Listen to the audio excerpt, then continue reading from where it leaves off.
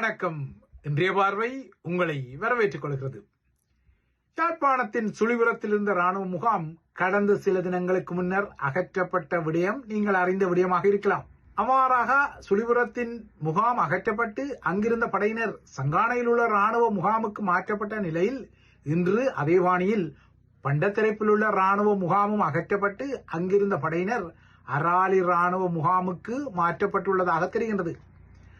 ஆக மொத்தம் கிவுல்லோயா போன்ற திட்டங்களால் தமிழர்களின் இதய பூமி மணலாறு பெரும் சிங்கள குடியேற்றங்களுக்கு தயாராகும் நிலையில் இவ்வாறான கொசுரான படைய மீளெடுப்புகள் குறித்த செய்திகளும் மினி முகாம்கள் மூடப்படும் செய்திகளும் வரத்தான் செய்கின்றன. எனினும் சுழிபுரத்தில் இருந்த படையினரை சங்கானைக்கும் பண்டத்தரப்பில் இருந்த படையினரை அராலிக்கும் மாற்றுவதன் மூலம் தமிழர் தாயக பகுதியில் மொத்தமாக உள்ள படைய பிரசன்ன நிலையில் மாற்றம் ஏதும் வராது என்பதும் தெளிவான வெளிப்படையான ஒரு விடயம். மாறாக கருவாடு கரைந்தாலும் அதன் ஆணம் சட்டிக்குள் தான் இருக்கும் என்ற கருத்தியலின் வகையில் நிலைமை மாறியிருக்கின்றது, அவ்வளவுதான். இவ்வாறு சுழிபுரம் மற்றும் பண்டத்தரிப்பு மினி முகாம்கள் மூடப்பட்டாலும் வடக்கின் குடிமக்கள் பெரம்பலில் 8 பேருக்கு ஒரு படைய உறுப்பினர் என்ற விகிதமும் ஸ்ரீலங்கா படைத்துறையின் 25% வடக்கில் நிலை நிறுத்தப்பட்ட நிலைமையும் மாறவே மாறாது என்பதும் புரிதலுக்குரியது. இந்த பின்னணியில் உள்ளூரில் உள்ள அரசியல்வாதிகளின் அரசியல் நகர்வுகள் வழமை போலவே தொடர தலைப்படுகின்றன. அந்த வகையில் கடந்த வருடத்தின் ஆகஸ்ட் 22ஆம் தேதியன்று ஸ்ரீலங்காவின் முன்னாள் அரசு தலைவரான ரணில் விக்ரமசிங்கவை மையப்படுத்தி இடம்பெற்ற கைது பரபரப்புக்கு ஒத்த ஒரு பரபரப்பு இன்று பிற்பகலில் மீண்டும் நடக்குமா அல்லது தனியுமா என்ற விடயத்தை மையப்படுத்திய ஒரு எதிர்பார்ப்பு இன்று காலை முதலே இலங்கை ஊடகங்களில் இருந்தது. இன்று பிற்பகல் 1:30க்கு மீண்டும் கொழும்பில் உள்ள கோட்டை நீதவான் நீதிமன்றத்தில் ரணில் வழக்கு விசாரணைக்கு வரும் பின்னணியில் அது ஒரு பரபரப்பு நிலையை தோற்றுவிக்கத்தான் செய்தது. இந்த பதிவு பதியப்படும் போது இந்த வழக்கின் மேலதிக விடயங்கள் தெரிய வரவில்லை என்பதால் இதனை நீங்கள் உடனடி செய்திகளின் வாயிலாக இப்போது அறிந்திருக்கவும் முடியும். ஆனால் இந்த வழக்கில் ஒரு முக்கிய விடயம் உள்ளது. அதாவது ஸ்ரீலங்காவின் தற்போதைய சட்டமா அதிபர் முன்னே ஆட்சித் தலைவர்களுக்கு எதிரான வழக்குகளில் தீவிரமாக இல்லை என்ற அரசின் மறைமுகமான ஒரு விசனத்தின் பின்னணியில்தான் இன்று ரணில் மீதான வழக்கு நீதிமன்றத்துக்கு மீண்டும் வந்திருக்கின்றது. ரணில் தனது மனைவியின் லண்டன் பட்டமளிப்பு விழாவுக்கு சென்றபோது இலங்கை மக்களின் வரிப்பணத்தில் 16.6 மில்லியன் ரூபாவை முறைகேடாக பயன்படுத்தித்தான் அந்த நிகழ்வுக்கு சென்றார் என்ற குற்றச்சாட்டின் அடிப்படையில் தான் இந்த வழக்கு மீண்டும் ஒருமுறை கொழும்பில் நீதிமன்றத்தில் எடுக்கப்படுவது ஒரு விடயம். இதே போலவே திருமலை கடற்கரையில் அடாவடியாக ஒரு புத்தர் சிலையை வைத்த விடயத்தில் கைது செய்யப்பட்ட கசப்ப தேரர் மற்றும் 4 பிக்குகள் உட்பட்ட 10 சந்தேக நபர்களுக்குரிய விளக்கமறியல் இன்று பிப்ரவரி 2ஆம் தேதி வரை நீடிக்கப்பட்டாலும் விரைவில் அவர்களும் விடுவிக்கப்படலாம் என்ற எதிர்பார்ப்பும் நீடிக்கப்படுகின்றது.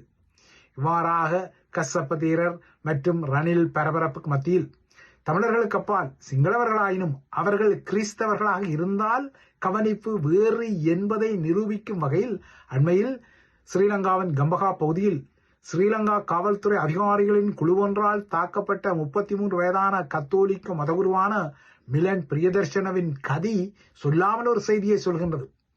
இந்த மதகுரு மீதான தாக்குதலுக்காக பௌத்த அமைப்புகள் இதுவரை குரல் கொடுக்கவில்லை என்றாலும், ஆனால் அதே பௌத்த அமைப்புகள் பங்களாதேஷில் உள்ள பௌத்த மதஸ்தலங்கள் தாக்கப்படுவதான கண்டனத்தை முன்னிறுத்தி நேற்று கொழும்பில் உள்ள பங்களாதேஷ் தூதரகம் ஒன்றில் போராடிய காட்சிகள் எல்லாம் தெரிந்தன. குறித்த கத்தோலிக்க மதகுரு மீது நடத்தப்பட்ட தாக்குதலுக்கான நோக்கம் இன்னமும் தெளிவாக தெரிய வரவில்லை என்றாலும் இந்த தாக்குதலின் அடிப்படையானது பௌத்தம் தவிர்ந்த இலங்கையில் உள்ள ஏனைய மதங்களுக்கு எதிரான அறிகுறிகளுடன் தொடர்புடைய விடயம் என்பதால் இந்த சம்பவத்தை மையப்படுத்தி ஸ்ரீலங்கா காவல்துறை ஒரு திடீர் சுதாகரிப்பை செய்தது. ஏனென்றால் ஸ்ரீலங்காவின் கத்தோலிக்க திருச்சபை இந்த தாக்குதலை மையப்படுத்தி ஒரு அடிப்படை மனித உரிமை மீறல் மனுவை தாக்கல் செய்ய தயாராகிய நிலையில்தான் இந்த விடயம் மேலும் தீவிரமடைவதை தடுப்பதற்காக ஸ்ரீலங்கா காவல்துறை குறித்த காவல்துறை அதிகாரிகளை அதிரடியாக கைது செய்து அவர்களையும் விளக்கமறியலில் வைத்திருக்கின்றது, பணியிடை நீக்கமும் செய்திருக்கின்றது.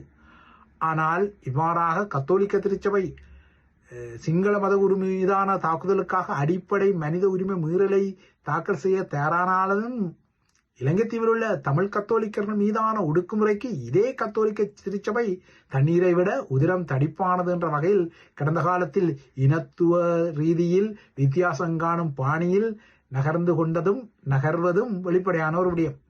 இந்த நிலையில் ஸ்ரீலங்காவின் அரசு தலைவர் அனுரகுமார திசாநாயக்காவுக்கு நாட்டின் 4 முக்கிய பௌத்த பீடங்களான மல்வத்த, அஸ்கிரிய, அமரபுரம் மற்றும் ராமன்ய நிக்காய் ஆகிய கட்டமைப்புகளின் தலைகள் எழுதிய ஒரு கூட்டு கடிதத்தில் நாட்டுக்குரிய ஆடிட்டர் ஜெனரல் எனப்படும் நிரந்தர கணக்காய்வாளர் நாயக பொறுப்புக்கு தமக்கு பிடித்த ஒருவரை நிரந்தரமாக நியமிக்க வேண்டும் என்ற அழுத்தத்தை வழங்கியமை பகிரங்கமாகவே தெரிகின்றது.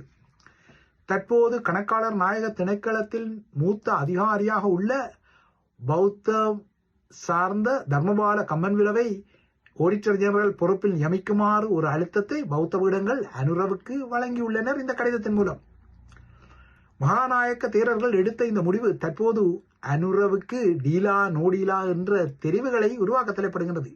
ஏற்கனவே இந்த பொறுப்பில் தனக்கு பிடித்த ஒரு இராணுவ கேணல் அதிகாரியை அமர்த்துவதற்கு அனுர எடுத்த நகர்வும் அந்த நகர்வுக்கு ஸ்ரீதரன் ஆதரவாக வாக்களித்ததான கதைகளும் தமிழரசு கட்சியில் ஒரு கொதிநிலையை தற்போது உருவாக்கியுள்ள நிலையில்தான் ஸ்ரீதரன் குறித்த இராணுவ அதிகாரிக்கு ஆதரவாக வாக்களித்துக் கொண்டாலும் ஸ்ரீலங்காவின் அரசியலமைப்பு பேரவை இல்லையென்றால் சபையில் உள்ள ஏனையவர்கள் அதற்கு எதிராக வாக்களித்ததால் அனுரவின் அந்த திட்டம் கைகூடாத நிலையில்தான் தற்போது தமக்கு பிடித்த ஒருவரை அந்த பதவியில் அமர்த்துமாறு ஸ்ரீலங்காவின் 4 பௌத்த பீடங்களும் அனுரவுக்கு ஒரு அழுத்தத்தை கடிதம் மூலம் வழங்கியுள்ளன.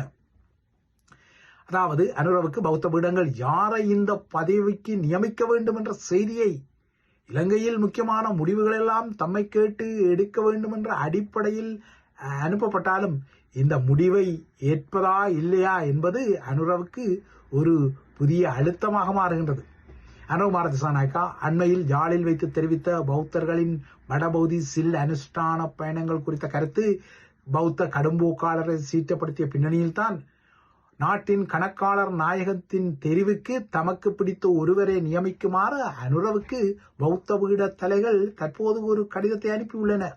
அதாவது தாம் பரிந்துரைக்கும் தர்மபால கம்மன்பிலவை விட அனுர வேறு ஒருவரை நியமித்தால் சிக்கல் வெறும் என்பதுதான் இந்த கூட்டு கடிதத்தின் செய்தியாகவும் இருக்கின்றது.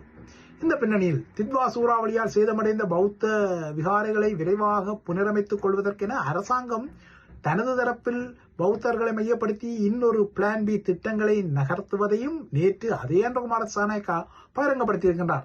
இப்போது அனுரகுமார திசாநாயக்காவால் இந்த பௌத்த விகாரைகளின் மீளமைப்பு திட்டம் ஒரு தேசிய திட்டமாக அறிவிக்கப்பட்டுள்ளது.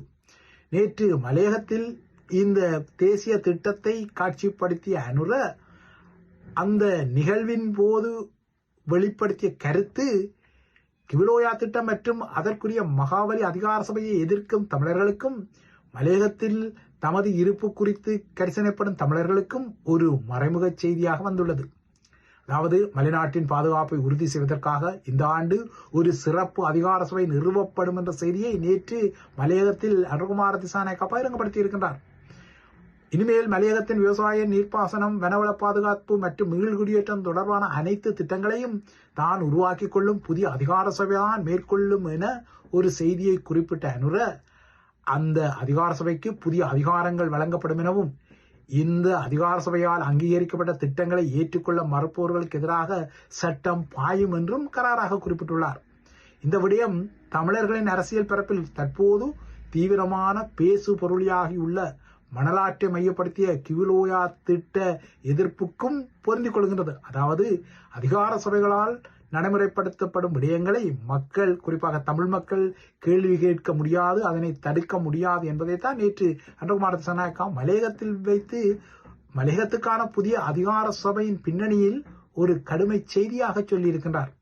ஆகையால் அனுகுமார திசாநாயக்கா நேற்று மலையகத்தில் வைத்து சொன்ன இந்த செய்தியானது மலையக தமிழ் மக்களுக்கும் அதேபோல கிவிலோயா திட்டத்தை எதிர்க்கும் வடக்கு கிழக்கு தமிழர்களுக்கும் ஒரே கல்லில் 2 மாங்காய்கள் என்ற கராரான செய்தியை சொல்லாமல் சொல்லியிருக்கிறது.